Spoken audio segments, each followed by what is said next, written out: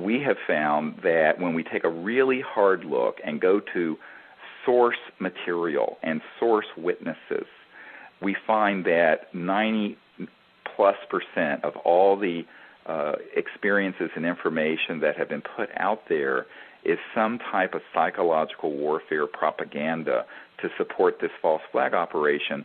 And what you find that's very interesting is that what we've had happen with CSETI is that we go out. Now, for 18 years, we've been going out all over the world and training people to make contact with the actual extraterrestrials. And we've had all these beautiful experiences. Nothing has been scary. No one has been harmed. They have just been so unbelievably cosmic consciousness beautiful. And it's so different from what you hear and see if you go to a UFO conference or look at a cable TV show about aliens and UFOs. It's like 180 degrees opposite. And so it's this total disconnect. And I think it's time for us to speak very clearly of what's going on here. And I know that the truth is much stranger than the fiction, and people have their belief systems built up around this because whether you're new age, old age, what have you, it's really easy to buy into the good alien, bad alien thing because we are wired that way from our collective experience as humans. But you know what? That's the big challenge of the moment, is for us to transcend, as it were, the monkey mind and transcend these fears and go into a higher state of consciousness where we can discern not only the deception, this cosmic deception that is being washed like a tidal wave all over the world, but also look and find within ourselves this state of one consciousness, the unbounded universal mind within us that is shining within all of these civilizations, and discern the truth for ourselves. And when we do, what we're going to find is that any civilization capable of interstellar travel, there's nothing on Earth they need. They don't need to be here to get our sperm and eggs. They don't need to be here to get gold mined, like Zecharia Sitchin suggested in the book, his book, I forget the name of it. There's been so many. Help me here, Linda. Anyway. I don't know. There's been too many of his books. So, you know, there are all these mythologies that are very xenophobic and buy into a certain mindset that are things that we have to learn to transcend and discern the truth, and then with courage learn how to make contact ourselves. Because, you know, here's the basic, you know, you can sit around and sort of, excuse me for saying this, mentally masturbate all day about this stuff, reading other people's accounts. What I tell people, set all that aside. You can learn how to make contact with these visitors yourself. And when you do, if you have this discernment where you can discern the difference between an ARV and a PLF and a real ET craft and an ET being, and you're in this state of consciousness, it'll be so clear what the difference is. It's like night and day. There's no comparison. You're going to be able to see that these visitors who have been coming here for thousands of years, by the way, they have no malice towards Earth and her people. However, they're very concerned about the hostility humans have, and that as Neil Armstrong, who landed on the moon, you know, my uncle designed the lunar module that took Neil Armstrong to the moon, and my uncle was the senior project engineer for that at Grumman. It was now Northrop Grumman, but that built the lunar module. And when Neil Armstrong landed on the moon the first time, and the first man on the moon, the crater around where we landed was crowded with these extraterrestrial vehicles. I have multiple witnesses to this. And Neil Armstrong told a member of our team that, yes, but we were warned off the moon. Why? Because we were going there as part of the arms race with the Soviet Union. We didn't go to the moon. The Apollo program was a highly militarized, competitive program where we weren't going out to the moon, or our plans to go to Mars were not as sort of a unified, peaceful world civilization. It was part of the military-industrial complex competition and a proxy for the Cold War. And that is the truth about the Apollo program. Everyone knows it. So I think that the ETs have made it very clear, the real ETs, that the entry ticket to being interplanetary ourselves is to begin to be civilized, to live together peacefully, to renounce weapons of mass destruction, to go out into space free of weapon systems and with this consciousness of universal peace. And then the universe is going to open its arms wide open. Until then, they're watching what's going on here very, very carefully. Why? Because within our classified programs, as Ben Rich, who was the head of Lockheed Skunk Works, told us before he passed away, and this is the guy, Kelly Johnson started the Skunk Works for Lockheed. And then, the Skunk Works are what built the U-2 and all these high-tech, but they have all these programs dealing with this super high-tech stuff like the alien reproduction vehicles and anti-gravity craft. And he said to us, well, we already have the means to travel among the stars faster than the speed of light. And I knew that already. But that basically those are locked away in a black box, and it would take an act of God to benefit humanity. To which I said, well, it's time for us to be that act of God, because the human race needs this knowledge, but they need the truth that is the real truth and not this spun, fearsome nonsense. The other issue, of course, is that we're not going to be allowed to travel amongst the stars until we become a peaceful and evolved civilization, because I have been told that there are entire worlds out there that are at our level of technological development that they don't even have a word for war. They don't even have a concept of the kind of war and conflict we've had on this planet. And we would be a threat to them. So I turn this around. When I'm meeting with these military folks in Washington and at the Pentagon, I say, look, I know you guys are trained to view anything as a potential threat, but let's turn this around a little bit. Here we are, a civilization. Now, my grandmother had horse and buggies in the late 1800s, and her son, my uncle, puts the first man on the moon. So in 100 years, we go from, because you live to be almost 100, we go from horse and buggies and, rifles and whatnot to thermonuclear weapons and space travel.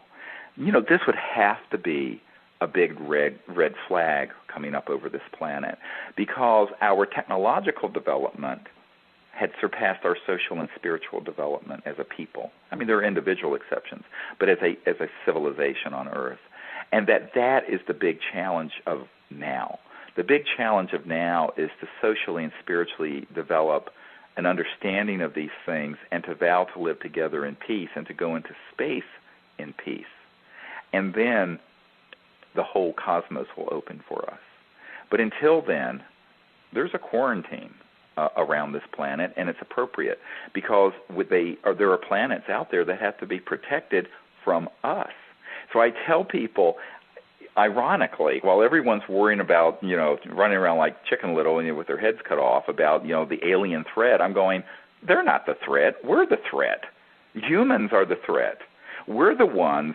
You can speculate all you want about what the alien agenda, quote unquote, might be, but let's just review the last 100 years of human behavior up until the present moment in Darfur,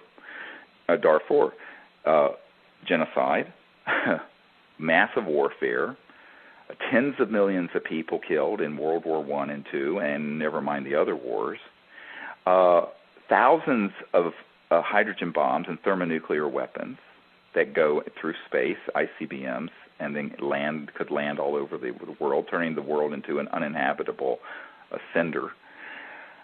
And the beginnings of space travel, but in a way that has not been cooperative, and has been a proxy for the military. Now, this is something which, unless you were brain dead and you were, as an extraterrestrial people, you would be rather cautious, and rightly so.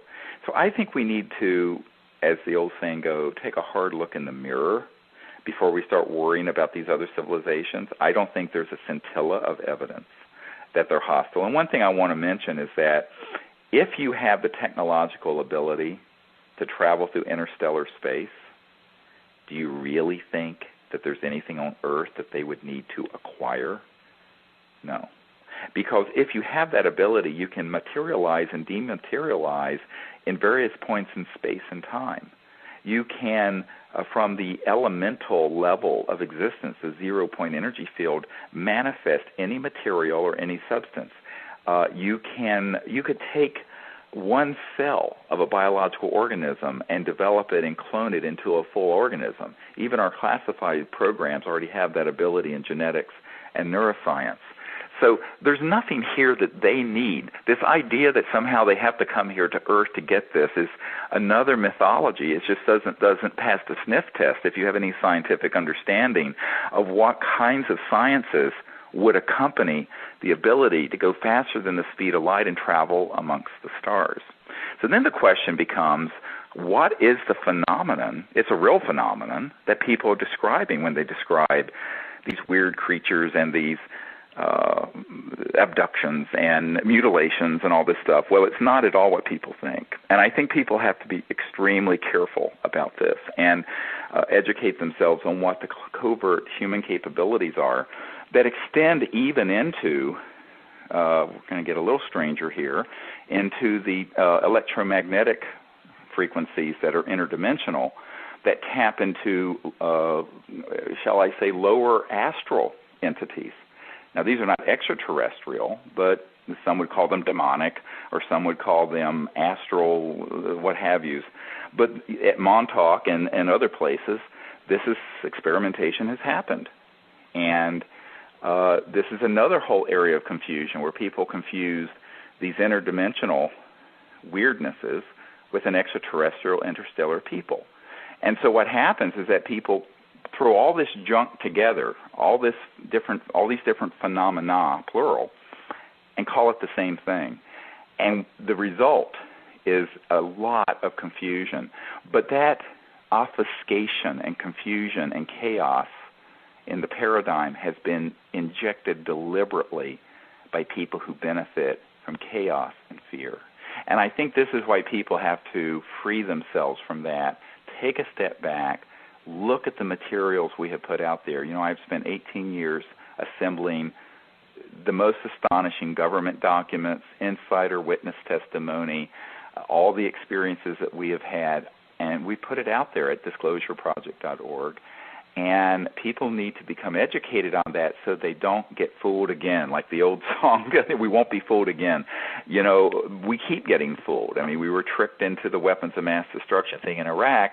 My concern is that people are so gullible and can so easily be frightened that we'll be tricked again into this interplanetary alien threat scenario, which is a complete hoax, an utter and complete hoax. And who benefits from that? The people who want to consolidate their own central power around a military global junta, or sort of ruling militaristic financial class that has everyone running around scared like we were after 9/11, and who can amass more and more centralized power.